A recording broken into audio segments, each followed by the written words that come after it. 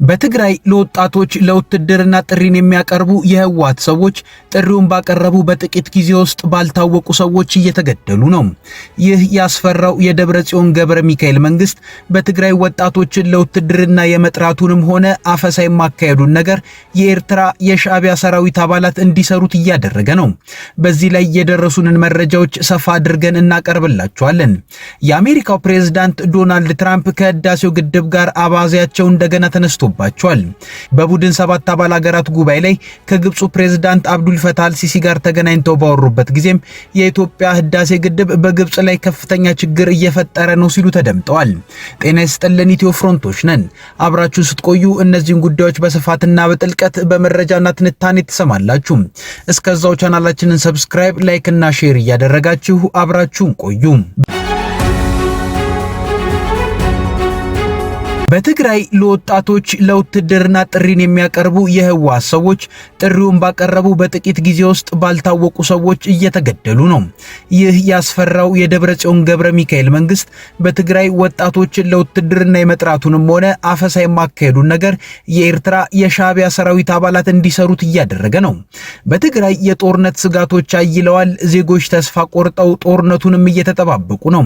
የፌዴራል መንግስትና የትግራይ ክልል ውጥረት ባየለበት በዚህ ወቅት ከዛሬ ነገ ጦርነት ሊነሳ ይችላል በሚል ስጋቶች ጨምረዋል። በሁለቱ ወገኖች በኩል ያሉት መካሰሶች ከምን ጊዜውም በላይ በርትተዋል። የጦርነቱን አይቀሬነትም አመላካች ተደርገው ነው እየተወሰዱ ያሉት። ይህም ሁነት በተለይ ትግራይ ክልልና ህዝቦቿን ከፍተኛ ጭንቀትና ስጋት ውስጥ መክተቱን የክልሉን ሁኔታ የተመለከቱ የኢትዮ ፍሮንት ምንጮች ገልጸውልናል።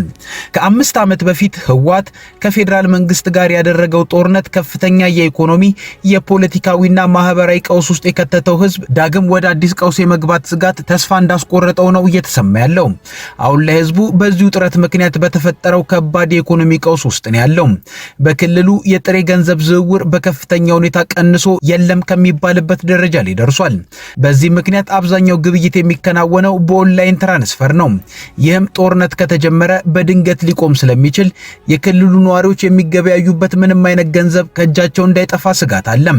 ትምህርት ቤት በትግራይ የማይታሰብ በተወሰነ ደረጃ የነበረው የሥራ እንቅስቃሴ በነዳጅና ሌሎች ምርቶች አለመኖር ምክንያት እየተገደበ ሆኗል። አሁን ላይ ህዝቡ ከህወሓትም ሆነ ከፌዴራል መንግስት ይመጣል ብሎ ተስፋ የሚያደርገው ተስፋ ተሟጧል። ሁለቱም ኃይሎች እንደ ዜግነታችን አልታደጉንም በሚል ተስፋ መቁረጥ የፈጣሪውን ታምራት የሚጠባበቅ ሆኗል የትግራይ ህዝብ እንደ ምንጮቻችን። አሁን ዛሬ ወይም ነገ ምን እንደሚፈጠር ባለማወቅ ተስፋ የቆረጡትና በቀደመው ጦርነት ልጆቻቸውን ያጡ ወላጆች ዳግም ባንዣበበው ጦርነት በድጋሚ ልጆቻችን ወደ ጦርነት ይገቡብናል በሚል ስጋት ውስጥ ናቸው። የአስተዳደሩን ስልጣን የተረከበው ህወሓት ለቀድሞ የክልሉ ጦር ሰራዊት አባላት ያስተላለፈው የክተት ጥሪና ሁኔታውን አስገዳጅ ለማድረግ እያወጣቸው ያሉ ህጎች በተለይ የክልሉን ዜጎች ከፍተኛ ውጥረት ውስጥ እንደከተታቸው ነው ከቀናት በፊት ከክልሉ ወደ አዲስ አበባ የመጡ ምንጫችን የነገሩን። በተለይ የዳግም ክተት ጥሪው በክልሉ ወጣቶች የቻሉ ክልሉን ጥለው እንዲወጡ፣ ያልቻሉት ደግሞ በከፍተኛ ፍርሃት ውስጥ በተስፋ መቁረጥ እንዲቀመጡ አድርጓል። የኢትዮ ፍሮንት ምንጭ እንደተናገሩት ይህን ሁኔታ ተከትሎ በትግራይ አዳዲስ እንቅስቃሴዎችና ሁኔታዎች እየተፈጠሩ ነው። በክልሉ የቀድሞ ሰራዊት አባላት የክተት ጥሪው በደብዳቤ እንዲደርሳቸው እየተደረገ ባለበት ወቅት ደብዳቤውን የሚያደርሱ የህወሓት ሰዎች በስፋት ተገድለው እየተገኙ ነው። እነዚህ ደብዳቤ ለማድረስ ወይንም ለመስጠት የሚመደቡ ሰዎች በማንና በምን ሁኔታ እየተገደሉ እንደሚገኙ ግን በግልጽ የሚታወቅ ወይንም የሚነገር ነገር እንደሌለ ነው የኢትዮ ፍሮንት ምንጮች የሚናገሩት። ይህም በቅርቡ ዕዳጋ ሐሙስ በሚባል አነስተኛ ከተማ ላይ በስፋት መስተዋሉን የገለጹ ሲሆን መሰሉ ሁኔታዎች እየተፈጠሩ ያሉትም አነስተኛ በሚባሉ የገጠር ከተሞች ላይ መሆኑን ገልጸዋል። ይህን ሁኔታ ተከትሎ ህወሓት የክተት ጥሪ የያዘውን ደብዳቤ ለቀድሞ ሰራዊት አባላት ወይንም የደረሱ ወጣቶች ላሉበት ቤቶች በኤርትራ ወታደሮች አማካኝነት ማድረስ መጀመሩን የኢትዮ ፍሮንት ምንጮች ነግረውናል። የኤርትራ ወታደሮች ይህን እንቅስቃሴ እያደረጉ ያሉትም የሲቪል ልብሶችን በመልበስ ቢሆንም በሁኔታቸው በቀላሉ በነዋሪው ዘንድ እንደሚለዩ ነው ያነሱት። የኤርትራ ወታደሮች ያላቸው የስልጠና ልምድም ባልታወቀ ሁኔታ እየደረሰ ያለውን የመልእክተኞች ግድያን ለመመከት ያስችላል በሚል እምነት እንደሆነ ተነስቷል። ከዚህም ባሻገር የኤርትራ ወታደሮች እንዲዘምቱ ለሚፈልጉ ሰዎች የክተት ደብዳቤ ከመስጠት ባሻገር በከተማዎች ወጣቶችን በማፈስና ወደ ምልመላ በማስገባት ስራም በሰፊው ተሰማርተዋል። ወጣቶች በስፋት የሚሰባሰቡባቸው የቡና ጠጡም ሆነ ሌሎች ካፌዎችና አካባቢዎች የኤርትራ ወታደሮች በስፋት ለአፈሳ ስራ የሚሰማሩባቸው ቦታዎች ናቸው። በከተሞች በስፋት የፈሰሱት የኤርትራ ወታደሮች ታዲያ በትግራይ ክልል የሚያደርጉት ነፃ እንቅስቃሴ የክልሉን ተወላጆች እንቅስቃሴ በስጋትና በጥርጣሬ የተሞላ አድርጎታል። በዚህም ወጣቶቹ እነዚህን በሁኔታቸው የሚለዩቸውን የኤርትራ ወታደሮች በአካባቢያቸው ሲመለከቱ በፍጥነት ከአካባቢው ተበታትነው እንደሚጠፉ የኢትዮ ፍሮንት ምንጭ አረጋግጠውልናል። የህወሓትና የኤርትራ መንግስት የፈጠሩት ጽምዶ የተሰኘ አዲስ ግንባር በፕሪቶሪያው ስምምነት የቆመውን የሰሜኑን ጦርነት በአዲስ አሰላለፍ ዳግም ለመቀስቀስ ከጫፍ አድርሶታል። በፌዴራል መንግስትና ትግራይ ክልል ያለው ሁኔታም ህወሓት ከጦርነቱ በፊት በምርጫ አሸንፏል ያለውን ምክር ቤት ወደ ስራ ማስገባቱን ተከትሎ ዳግም ተቀስቅሷል። ህወሓት ዳግም ወጣቶችን ወደ ዘመቻ በመጥራትና የክልሉን አስተዳደር ባወጣቸው ህጎች ለማስተዳደር የተጠመደ ሲሆን በምርጫ ጉዳይ ተጠምዶ የቆየውን የፌዴራል መንግስት ዳግም የጽምዶ ጥምረትን ተንተርሶ በህወሓት ወቅታዊ እንቅስቃሴ ላይ ያተኮሩ ጉዳዮችን ወደ መስራት ገብቷል። ይህም ጦርነቱን አይቀሬ ያስመስሎታል። ሁኔታው በውጭ ኃይሎች ጣልቃ ገብነት ካልሆነ በቀር መፍትሄ ማግኘቱ ነገርም በብዙዎች ዘንድ አጠራጣሪ ሆኗል። የአሜሪካው ፕሬዝዳንት ዶናልድ ትራምፕ የኢትዮጵያ ህዳሴ ግድብ በግብጽ ላይ ከፍተኛ ችግር እየፈጠረ ነው ሲሉ ተናገሩ። የአሜሪካው ፕሬዝዳንት ዶናልድ ትራምፕ ከህዳሴው ግድብ ጋር በተያያዘ አባዜያቸው እንደገና ተነስቶባቸዋል። ፕሬዝዳንት ትራምፕ የኢትዮጵያ ህዳሴ ግድብ በግብጽ ላይ ከፍተኛ ችግር እየፈጠረ ነው ሲሉም ነው የተደመጡት።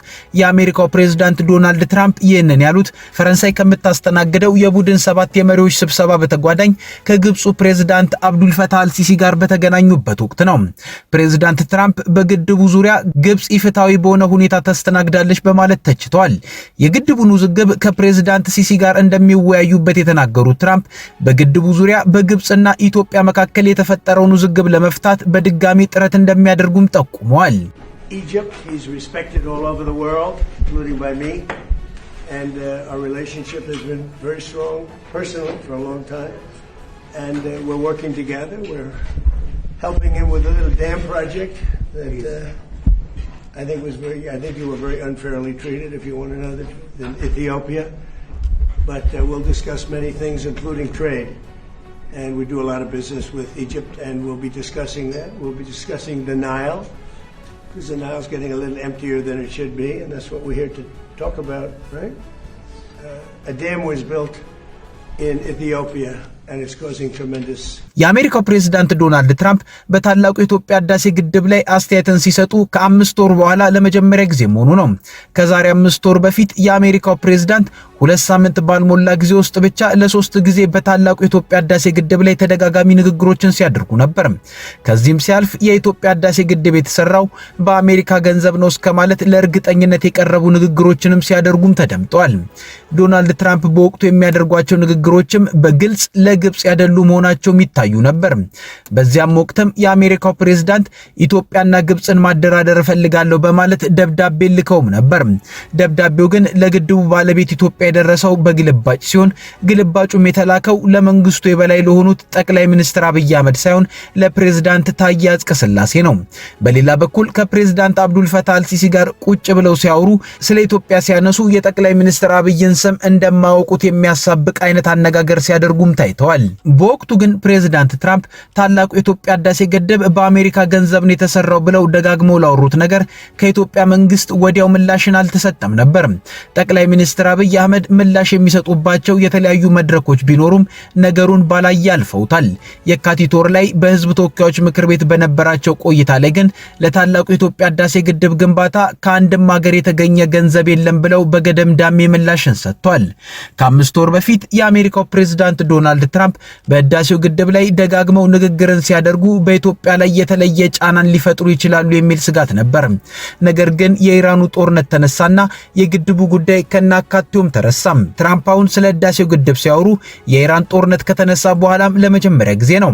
አንዳንዶችም ኢትዮጵያ ላይ በአዲስ ጫና ሊመጡ አስበዋል እያሉ ነው። ሌሎች ደግሞ የአሜሪካው ፕሬዝዳንት ዶናልድ ትራምፕ የተለየ ባህሪ ስላላቸው ጉዳዩን በአደባባይ ያወሩታል እንጂ የግብፁ ፕሬዝዳንት አብዱል ፈታህ አልሲሲ ከየትኛውም ሀገር መሪ ጋር ሲገናኙ ስለ ህዳሴ ግድብ ያወራሉ። ልዩነቱ የሌሎች ሀገራት መሪዎች አልሲሲ የሚሏቸውን ሰምተው ዝም ይላሉ። ትራምፕ የሚከተሉት ዲፕሎማሲ ለየት ስለሚል ስለ ግድቡ ሁሌ ያነሳሉ።